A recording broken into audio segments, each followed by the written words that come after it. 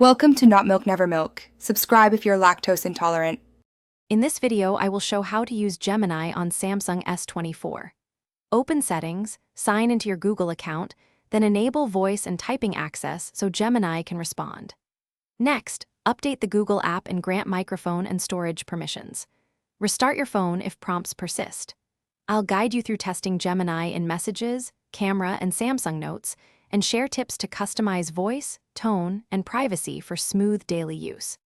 To use Gemini across apps, open Messages and tap the assistant to draft or reply quickly, then switch to Camera for scene tips and live captions. In Samsung Notes, summon Gemini to outline ideas, expand bullet points, or create summaries.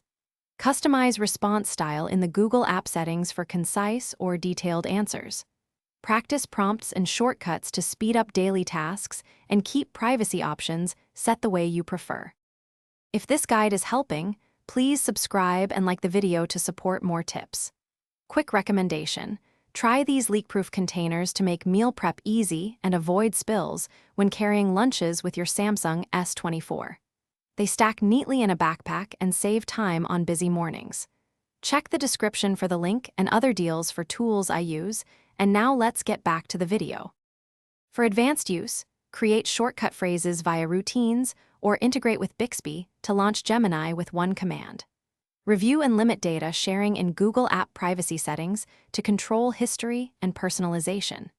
Use split screen or pop-up view so Gemini runs alongside other apps for true multitasking. Also try voice-only prompts when driving, and set response length preferences to balance detail with speed in your daily workflow.